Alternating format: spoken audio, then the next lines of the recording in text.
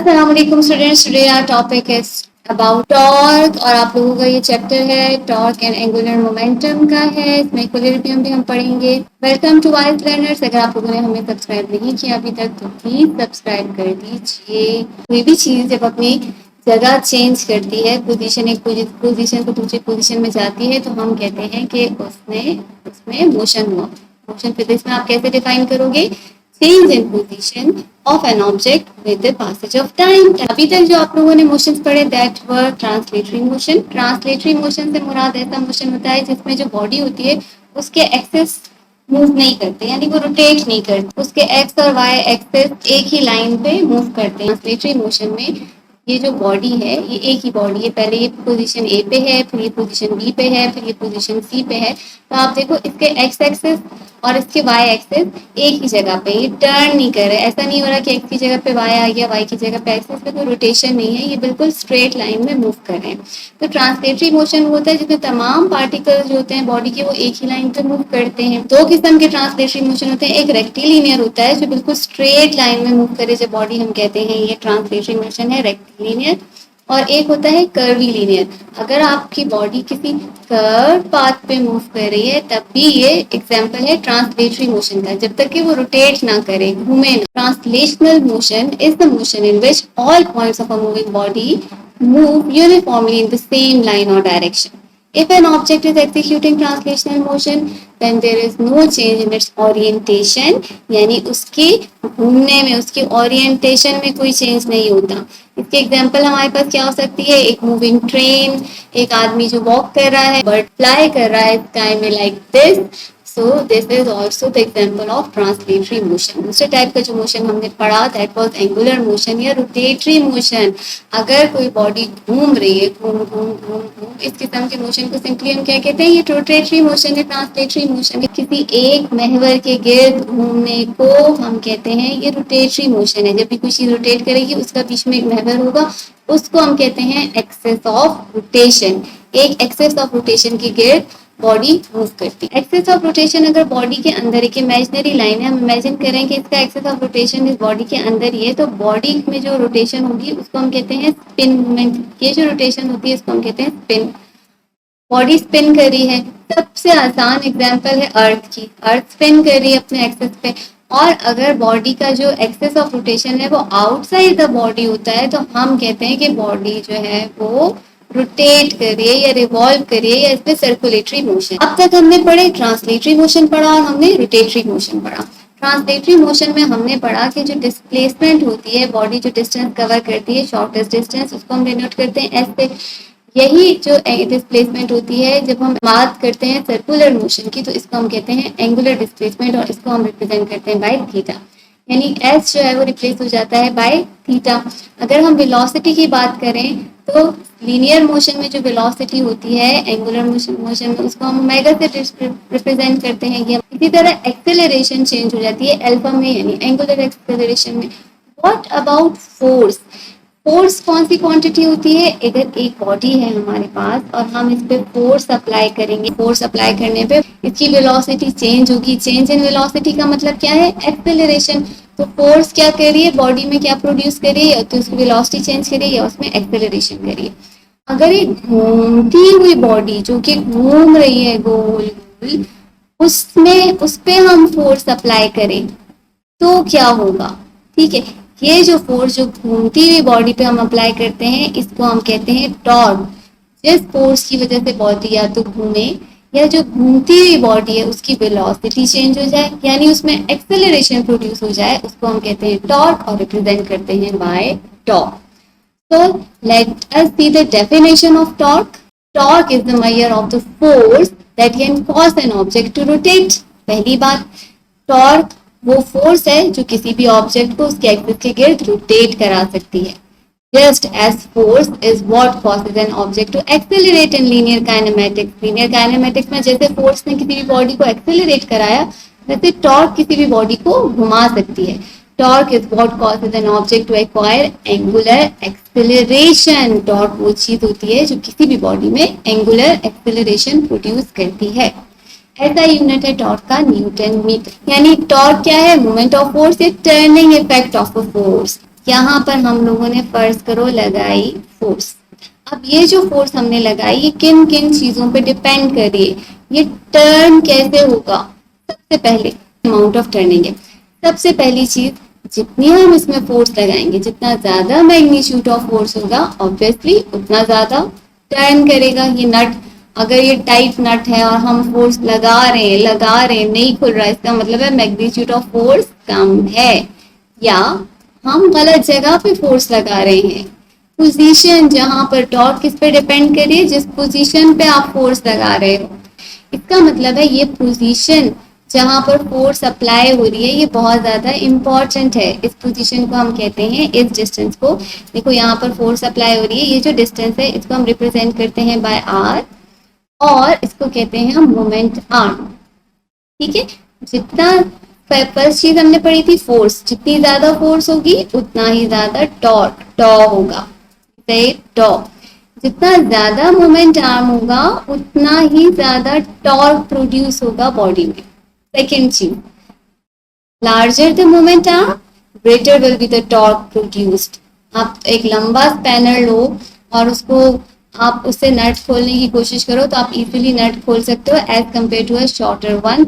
या अगर आप यहाँ पर फोर्स लगाओगे तो आपका स्पैनर बहुत मुश्किल से खुलेगा, बजाय कि आप बिल्कुल एज पे फोर्स लगाओ। दो चीजें हो गई। तीसरी चीज ये है कि किस एंगल पे आप फोर्स लगा रहे हो। फर्ज करो मैं इस एंगल पे फोर्स लगा रही हूँ, ये है मेरे पास आर्म, मोमेंट आर्म, ये पैरेलल जा रहा है इसके, और जो फोर्स है उसके दो कंपोनेंट्स होंगे, एक तो इसके साथ पैरेलल है, दूसरा इसके साथ परपेंडिकुलर है। इस फोर्स के मेरे पास दो कंपोनेंट होंगे एक्स एंड वाई एक्सिस पे। अब अगर मैं इस फोर्स का पैरेलल कंपोनेंट देखती हूँ, यानी जो आर के साथ कंपोनेंट है, अगर ये नट था और मैंने इस पे फोर्स लगाई और ये इस साइड इसको घुमा रहा है, इस साइड इस पे फोर्स अप्लाई कर रहा है, तो क्या होगा कि स्पैनर मेरा हट जाएगा, नट से हट जाएगा और इस तरफ चला जाएगा जिस तरफ मैं फोर्स लगा रही हूँ।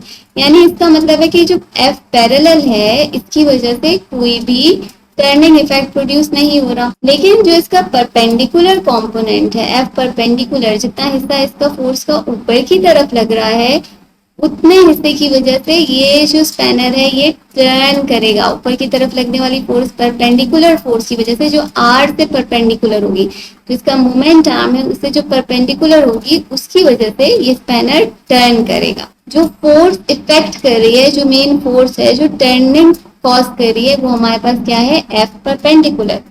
तो हम कैसे डिफाइन कर सकते हैं, हम कह सकते हैं कि एफ पैरेलल जो है वो कॉज नहीं कर रहा टॉर्क, और जो टॉर्क है वो कॉज हो रहा है due to the force that is in the perpendicular direction या परपेंडिकुलर एक्सिस पे है। So torque is the can be defined as the product of R into F perpendicular। ठीक है, ये हमारे पास पहली डेफिनेशन आ गई। Torque is the product of moment arm and the force applied in the perpendicular direction. ठीक हो गया। एक और एग्जांपल हम देखते हैं। नाउ सपोज कि आपके पास एक ऐसी रिजिड बॉडी है जो एक जगह से एक एंड से पाइवोटेड है। ये इसका हो गया वाई एक्सिस और ये हो गया एक्स एक्सिस। यहाँ पर आपने इस पे अप्लाई की है फोर्स। ये जो डिस्टेंस इसके पैरेलल जा रहा है इसको हम कहेंगे आर। आर क्यों है, ये मोमेंट आर्म भी है, यहाँ तक इसका मोमेंट आर्म भी है, और चूंकि ये बॉडी जब हम इस पे फोर्स अप्लाई करेंगे ये सर्कुलर मोशन में घूमेगी, तो आर एक्चुअली क्या होता है, रेडियस होता है। क्योंकि बॉडी सर्कुलर घूमती है इसलिए हम इसको, जो इसका मोमेंट आर्म है उसको हम लेते हैं as R. R is actually the radius of the circle carved by the moving object. अब इस रेडियस की वजह से यहाँ पर हमारे पास क्या होगा कि ये जो फोर्स यहाँ पर हमने अप्लाई की, आर की डायरेक्शन को हम आगे की तरफ ले लेंगे। एक जो हमने यहाँ पर फोर्स अप्लाई की उसके दो हमारे पास कंपोनेंट्स हो जाएंगे। एक कंपोनेंट होगा that is parallel to this R और दूसरा होगा that is perpendicular to this R. अब जो फोर्स पैरेलल लग रही है वो कौन सा थीटा बना रही है, यहाँ पर वो बना रही है कॉस थीटा, और ये जो परपेंडिकुलर लग रही है ये फॉर्म कर रही है साइन थीटा। तो rotation is not cause by cos theta, दो वजूहात होती है। टॉर्क जो है वो कॉस थीटा की वजह से नहीं हो रहा। ठीक है, cos theta can't produce torque. पहली वजह तो ये है क्योंकि कॉस थीटा जो है वो पैरेलल है टू आर। अगर ये पैरेलल है तो ये, मैंने आपको बताया जब आप फोर्स अप्लाई करोगे पैरेलल तो पीछे की तरफ खिंच जाएगा स्पैनर, उसको टर्न नहीं करेगा। फोर्स तो अप्लाई होगी लेकिन टर्निंग इफेक्ट क्रिएट नहीं होगा, यानी टॉर्क क्रिएट नहीं होगा अगर फोर्स अप्लाई होगी parallel to R. Second thing, अगर फोर्स अप्लाई हो रही है परपेंडिकुलर यानी साइन थीटा पे अप्लाई हो रही है तो यस टॉर्क प्रोड्यूस होगा। ठीक है, तो हम कह सकते हैं कि torque is equal to R into F sine theta. Torque is a vector quantity, पता है आपको, टॉर्क की डायरेक्शन होती है। Torque is equal to R is the vector quantity, force is the vector quantity, so torque is the cross product of R and F. Torque, third definition आ गई, torque is the cross product of moment arm and force. Force किस direction में, फिर force का कौन सा theta हम लेंगे यहाँ पर, चूंकि हमारे पास क्रॉस प्रोडक्ट है तो क्रॉस प्रोडक्ट में हमारे पास क्या आता है, साइन थीटा। तो torque is equal to R F sine theta. यहाँ पर हम एक और चीज ऐड कर सकते हैं, that is R F sine theta N cap. ये हमारे पास क्या है, यूनिट वेक्टर जो हमें शो कर रहा है एक्स वाई जेड एक्सिस पे क्या पोजीशन है इस वक्त इस सारी सिचुएशन की। Talking about the direction of the torque, आपके पास आर की डायरेक्शन कौन सी डायरेक्शन है, इस डायरेक्शन में आर है। फोर्स की डायरेक्शन फर्ज करो हम मैक्सिमम फोर्स लगा रहे हैं, और मैक्सिमम फोर्स कब होगी, जब साइन थीटा हमारे पास मैक्सिमम होगा 90 डिग्री का होगा, तब हमारे पास मैक्सिमम फोर्स अप्लाई होगी और मैक्सिमम टॉर्क प्रोड्यूस होगा। आर की डायरेक्शन ये और एफ की डायरेक्शन ये। अब जो थीटा फॉर्म होता है ना बेटा, वो कहाँ पर होता है, आर और एफ की डायरेक्शन में। यहाँ पर आर और एफ के बीच में जो एंगल बनता है एक्चुअली हम उसको कंसिडर करते हैं, ये हमारे पास थीटा है, आर इंटू एफ। अगर और हम डायरेक्शन कौन सी लेते हैं कि हम मूव कर रहे हैं, if we are moving towards from R to F, ये स्क्रू रूल। आप कंसिडर करो कि आपके पास ये एक स्क्रू है, आप इस स्क्रू को ओपन करो, ठीक है। अगर आप इस पे एंटी क्लॉकवाइज डायरेक्शन में आर से एफ की तरफ जाते हुए फोर्स लगाओगे तो क्या होगा, स्क्रू खुल के बाहर आ जाएगा। ऐसे ही होगा ना, फर्ज करो मैं आपको पेपर से बाहर आता हुआ तो दिखा नहीं सकती, कि नॉर्मल ये देखो, ये हमारे पास स्क्रू था और जब हमने इस पे फोर्स लगाई तो ये स्क्रू आहिस्ता आहिस्ता यहाँ से बाहर आ जाएगा, आउट ऑफ द पेपर। एक सेंटेंस जो हम बुक में पढ़ते हैं, that is the torque which is a vector product of R and F is directed along the normal to the plane defined by R and F.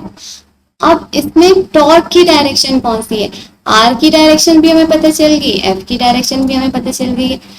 Are की direction ये थी, F की direction ये perpendicular है।